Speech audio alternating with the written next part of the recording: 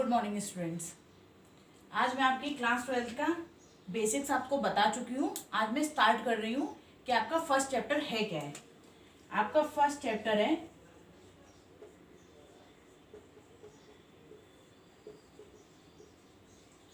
Functions and relation.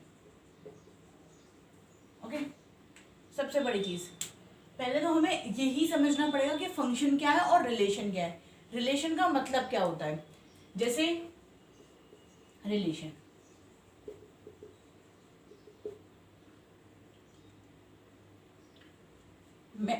मैं हूं, suppose that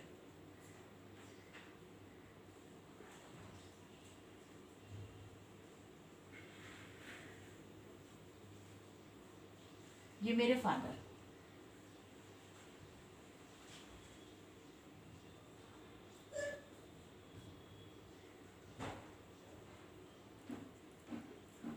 मेरा इनसे क्या रिलेशन है। मैंने क्या कह के बुलाऊंगी, पापा, और ये मुझे क्या बोलेंगी, बेटी। मेरे और इनका क्या रिलेशन है, पापा का और बेटी का। समझ में आया। यानी कि रिलेशन का मतलब क्या हो गया, किन्हीं भी दो लोगों के बीच में जो भी रिलेशन है वो क्या होगा आपका, कोई भी रिलेशन हो सकता है। सपोज दैट ये 11th क्लास के बच्चे हैं और ये 12th क्लास के बच्चे हैं। ये 11th के हो गए, ये 12th के हो गए। अब इनका इससे क्या क्या रिलेशन हो सकता है। या तो इसका भाई इसके क्लास में पढ़ रहा है 12th क्लास में, यानी कि ब्रदर हो सकता है,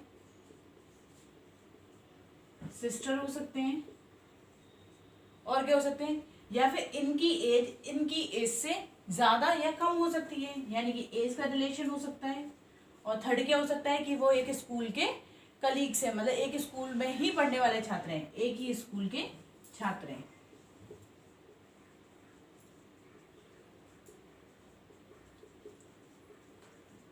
रिलेशन समझ में आया कि मैंने रिलेशन क्या बताया आप लोगों को, कि हमारा किसी एक के साथ क्या रिलेशन हो सकता है। अब सपोज दैट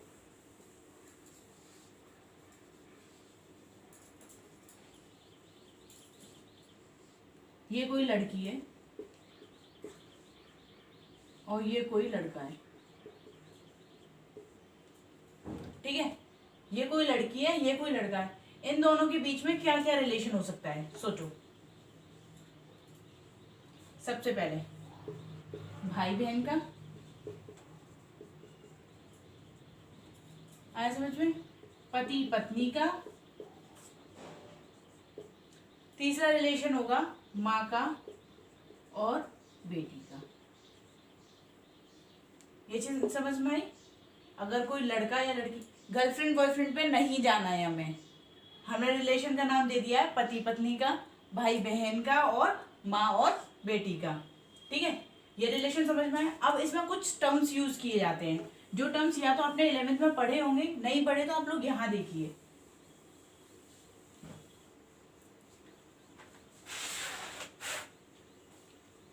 इस तरह का कोई अगर ब्रैकेट बना हुआ है, अगर इस तरीके का कोई ब्रैकेट बना हुआ है तो उस ब्रैकेट को बोलते हैं हम सेट। क्या बोलते हैं, सेट। अगर आपके पास ये चीज बनी हुई है, इसका मतलब होता है बिलोंग्स टू। इसका क्या मतलब होता है, बिलोंग्स टू। अब आप एक चीज बताइए, अगर ये चीज काट दी जाए तो क्या बनेगा, नॉट बिलोंग्स टू। ये इसे हम बोलते हैं, इसे हम ई का साइन भी बोलते हैं, जिसका मतलब होता है बिलोंग्स टू। सबसे पहले आप ये चीज सोच लीजिए कि ये चीज हमें याद करनी पड़ेगी, क्योंकि हमारे जो 12th क्लास का जो चैप्टर है वो आप छू भी नहीं सकते अगर आपको ये टर्म्स नहीं पता है। सबसे इजीएस्ट चैप्टर भी यही है, क्योंकि इसमें केवल सिंबल्स का यूज किया गया है। और अगर हमारे समझ में सारे सिंबल्स आ जाएंगे तो हमारा कोई भी चैप्टर टफ नहीं होगा। ये चीज अगर एक जैसे ये यू होता है, ये यू होता है, ये उल्टा यू होता है, ये लिटा हुआ यू होता है, और ये भी लिटा हुआ यू होता है। इन सारे सिंबल्स के भी मीन होते हैं। इन सिंबल्स के मीनिंग क्या होते हैं, अगर ये है केवल ऐसे बना हुआ है, इधर की साइड यू, यानी कि सी के फॉर्म में बना हुआ है, तो इसका मतलब होता है सुपरसेट।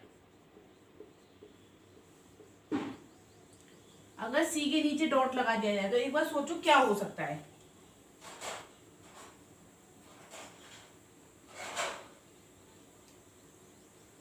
बेटा ये सुपर सेट नहीं, सुपर सेट होगा उसका रंग, ये होगा आपका प्रॉपर सेट। क्या होगा? Proper set. ये गलती से लिखा, अगर सी है तो वो बनेगा प्रॉपर सेट, और सी के नीचे अगर कोई डंडा है तो ये बनेगा सबसेट। क्या बनेगा? सबसेट। अब ये अगर ये करके बना दिया जाए तब बनेगा ये सुपर सेट। क्या बनेगा? Super set. ये तीन चीज समझ में आई। अगर ये यू करके बना हुआ है तो प्रॉपर सेट, अगर ये यू करके उसके नीचे एक डंडा बना हुआ है तो सबसेट, और एक यू करके बना हुआ उसके नीचे डंडा बना हुआ है तो सुपर सेट। अब मुझे एक चीज बताइए, ये वाला सी कट कर दें तो क्या बनेगा, और ये वाला सी कट कर दें तो क्या बनेगा, और ये वाला सी कट कर दें तो क्या बनेगा? देखिए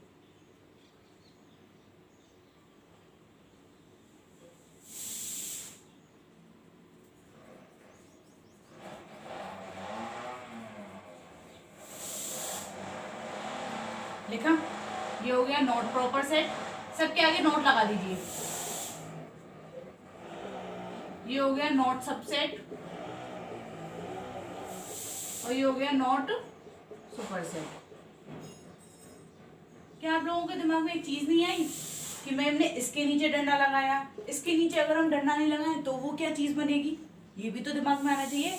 इसके नीचे हमने डंडा लगाया तो वो बन गया हमारा सबसेट। अगर हम इसके नीचे डंडा ना लगाएं तो ये क्या बनेगा? हमारा प्रॉपर सुपर सेट। क्या बनेगा? Proper super set. ठीक है, अब ये चीज आप लिखिए, नोट करिए जल्दी।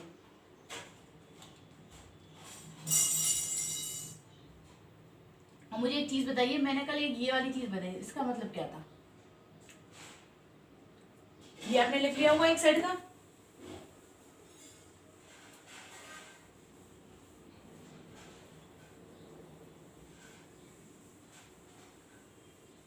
मेरा क्वेश्चन क्या है, अगर आपके पास ये है या फिर और ऐसे करके कोई केवल उसके अंदर फाइल लिखा हुआ है तो इसका मतलब क्या होता है?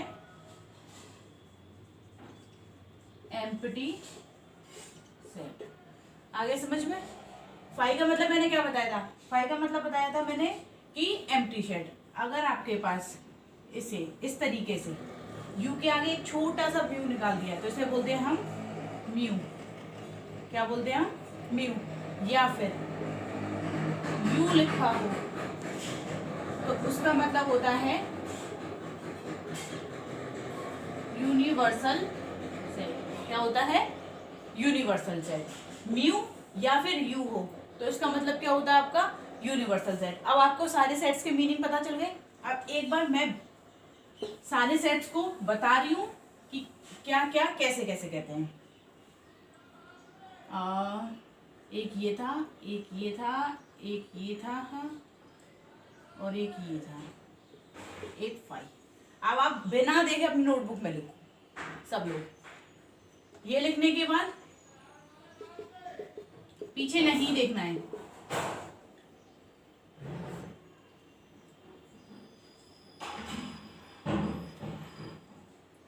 ठीक है, ये लिख लिया आपने।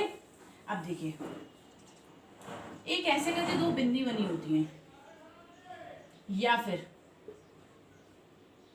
एक ऐसे करके डंडा बना होता है। इसका मतलब होता है आपका सच दैट। क्या होता है? Such that. अगर दो बिंदी बनी हो या फिर और, मतलब ये और केवल या के लिए यूज किया मैंने, या फिर ये स्लैश लग रहा हो यानी कि डंडा लग रहा हो टेढ़ा तिरछा करके, तो उसका मतलब होता है सच दैट। आपने एक चीज पढ़ी हुई ऐसे करके ए, ये बोलते हैं हम उल्टा ए, यानी कि इसका मतलब होता है फॉर। इसका मतलब क्या होता है? For all. और अगर ये केवल ऐसे दे रखा हो, इसके बीच में डंडा नहीं हो, तो इसका मतलब क्या होता है? कंजक्शन। ये केवल एक छोटे छोटे बेसिक्स पॉइंट्स हैं जो आपको पता होने चाहिए, क्योंकि अगर आपको ये सिंबल्स नहीं पता होंगे तो आप 1.1 की एक्सरसाइज छू भी नहीं सकते जब तक आपको ये सारे सिंबल्स नहीं पता है। कि वो क्या बोलना चाह रहा है, क्या है। अभी तो मैं आपको कार्टेशियन सेट बताऊंगी, ये सारी चीजें बताऊंगी, तो आपको ये सारी चीजें धीरे धीरे धीरे धीरे करके बताऊंगी। क्योंकि अगर मैंने ये सारे सिंबल्स आपको बता दिए, नॉर्मल नॉर्मल चीजें बता दी, तो आप एक्सरसाइज 1 खुद अपने आप कर लोगे। आप कहोगे मैम आप कराओ मत, हम कर लेंगे। अब एक चीज देखिए,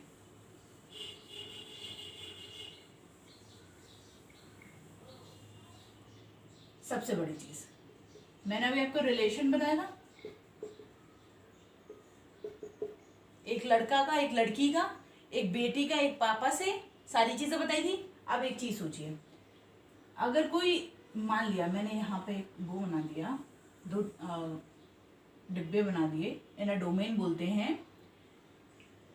अगर ये डॉग है और ये कैट है, एक कुत्ता है और एक बिल्ली है, 2 पर्सन ले लिए मैंने, और ये ले लिया मैंने मिल्क, और ये ले लिया मीट। ठीक है, कुत्ता है, मिल्क है, मीट है। क्या कुत्ता मिल्क पीता है? पीता है। क्या मीट भी खाता है? खाता है। ठीक है, बिल्ली दूध भी पीती है और बिल्ली मीट भी खाती है, दोनों चीज खाती है। यानी कि ये कैसा रिलेशन हो गया आपका? Collateral relation. कौन सा रिलेशन हो गया? Collateral relation. अब इसके बाद देखिए, ये चीज समझ में आई?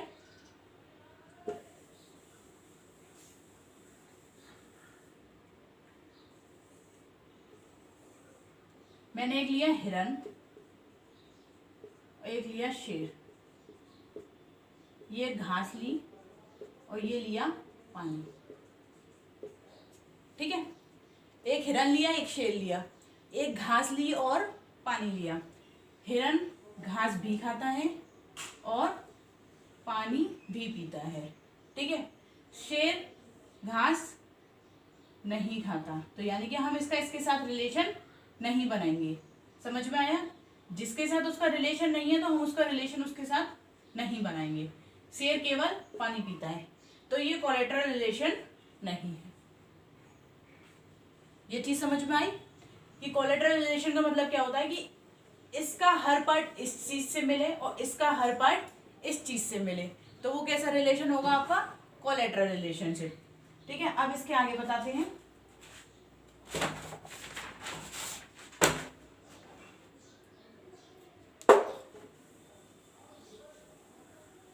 अब इससे आपको क्या समझ में आया कि कोई 2 ऑब्जेक्ट्स है, सपोज दैट डस्टर है और मार्कर है, इन दोनों का एक दूसरे से रिलेशन, यानी कि 2 चीजों का रिलेशन, क्वांटिटीज का रिलेशन, वो क्या कहलाएगा? हमारा रिलेशन कहलाएगा। किसी भी 2 प्रोडक्ट्स के बीच में जो भी रिलेशन निकल के आता है वो हमारा रिलेशन है। ठीक है, अब देखिए, जैसे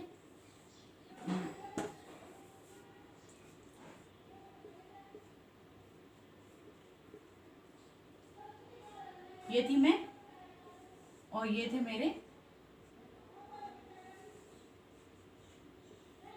8, थोड़ी गंदी है, उस पर नहा जाए आप लोग।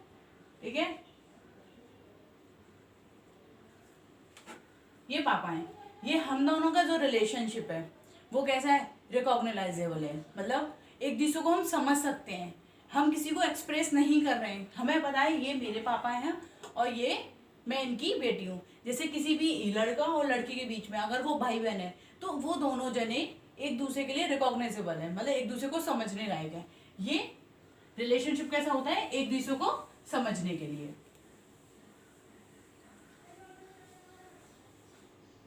अब मैंने मान लिया ये कोई एक सेट ए है या ये सेट बी है। ठीक है, ये हो गए आपके क्लास 11th के बच्चे ए सेट में सारे बच्चे, और ये हो गए आपके क्लास 12th में सारे बच्चे।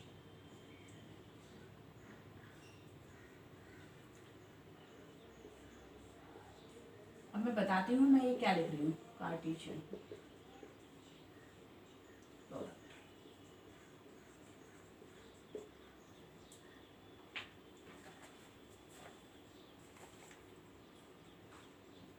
अब आप एक चीज यहाँ नोट करके लिखिए,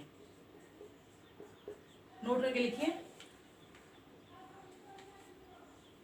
रिलेशन जो है, relation is subset of Cartesian product. अब मैंने कार्टेशियन क्या बताया था आपको, मैंने शेर का और हिरन का एग्जांपल लिया था कि शेर क्या है, शेर अगर मांस नहीं खाता है, मांस खाता है, और शेर अगर घास नहीं खाता है और पानी पीता है तो वो कार्टेशियन प्रोडक्ट नहीं बनाता। यानी कि हर एक प्रोडक्ट का दूसरे प्रोडक्ट के साथ अगर रिलेशनशिप बन रहा है तो वो हमारा क्या कहलाएगा, कार्टेशियन प्रोडक्ट। ठीक है, सपोज दैट मैं दो कार्टेशियन प्रोडक्ट, दो सेट ले रही हूँ। कौन से सेट, नॉन एम्प्टी सेट। ठीक है, नॉन एम्प्टी सेट यानी कि जिसमें फाई ना हो। ठीक है, सेट ए लिया, सपोज दैट मैंने 1 2 3 4, और सेट बी लिया मैंने 5 6 7 8। अगर मुझे इनका कार्टेशियन निकालना है तो कार्टेशियन निकालने का तरीका क्या बताया था मैंने, दो डोमेन बनाने हैं, इनकी हमें क्या करनी है, मैपिंग करनी है। मैपिंग का मतलब अभी समझाती हूँ मैं। 1 2 3 4 5 6 7 8। ठीक है, 1 का 5 के साथ, 1 का 6 के साथ, 1 का 7 के साथ और 1 का 8 के साथ। आगे समझ में, यानी कि 1 का रिलेशन 5 के साथ भी होगा, 6 के साथ भी होगा, 7 के साथ भी होगा और 8 के साथ। ये जो तीर जो जाते हैं इन्हें हम बोलते हैं मैपिंग। क्या बोलते हैं, मैपिंग। समझ में आया। सेकंड, 2 का रिलेशन 5 के साथ, 6 के साथ, 7 के साथ, 8 के साथ। 3 का रिलेशन भी 5 के साथ, 6 के साथ, 7 के साथ, 8 के साथ। 4 का भी 5 के साथ, 6 के साथ, 7 के साथ और 8 के साथ।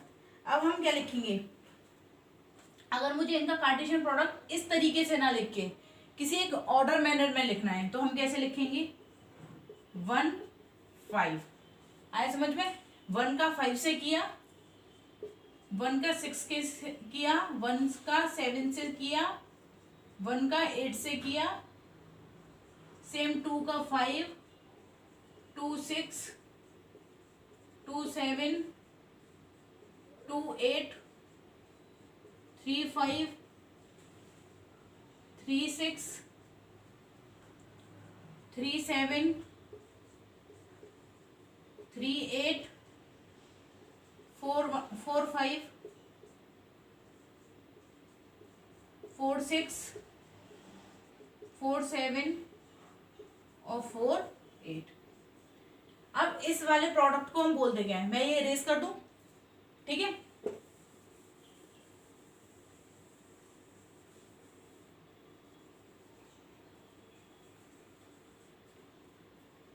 इस वाले प्रोडक्ट को हम बोलते क्या हैं, ऑर्डर पेयर।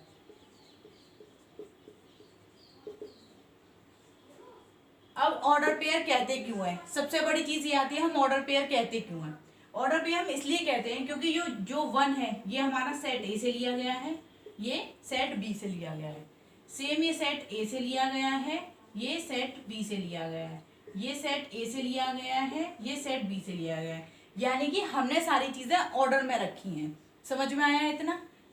अब मैं आज की क्लास यही ओवर कर रही हूँ। अब आप लोग सोच रहे होंगे इतना सा क्यों पढ़ा के, क्योंकि अगर मैं सारी चीजें एक साथ पढ़ा दूंगी तो आप लोग कंफ्यूज हो जाओगे। और जितना मैंने पढ़ाया है उसे तभी की तभी उतना कंप्लीट करके उसके आगे जो मैं कराने वाली हूँ, आप इससे बेफिक्र हो जाइए कि मैम 2 ही क्लास ले रही है, हमारा सिलेबस कैसे होगा। पूरा सिलेबस कराने की जिम्मेदारी मेरी। मैं आराम से सारी चीजें कवर अप करा दूंगी। आप इसकी टेंशन लो ही मत कि कैसे कवर करना है, क्या करना है, वो सब मैं करा दूंगी। और हाँ, कोई भी बच्चा मेरे अभी टेलीग्राम ग्रुप से नहीं जुड़ा है, मेरे टेलीग्राम ग्रुप का नाम है @maths by, उसके बाद स्पेस है, अंडरस्कोर यानी कि नीचे की साइड जो डैश लगा होता है, फिर उसके बाद स्पेस नहीं है, प्रियंका अग्रवाल। बहुत सारे बच्चों की दिक्कत ये भी है कि मैम हमारे पास बुक नहीं है तो हम कैसे करेंगे। मैं इस वाले ग्रुप में पीडीएफ डाला करूंगी, जिसमें फर्स्ट चैप्टर करा रही हूँ तो फर्स्ट चैप्टर के जो बुक के जो पेजेस होते हैं ना, वो सारे पेजेस आपको शो होंगी। उससे होगा क्या कि मैं जो आपको एक्सरसाइज दूंगी वो आप एक्सरसाइज आसानी से कर सकते हो। जो क्वेश्चंस नहीं आएंगे वो क्वेश्चंस मैं समझा भी दूंगी आप लोगों को। ओके, आप लोग ये भी बताना कि आपको मेरा पढ़ाना कैसा लगा, आप नीचे कमेंट बॉक्स में। Thank you so much.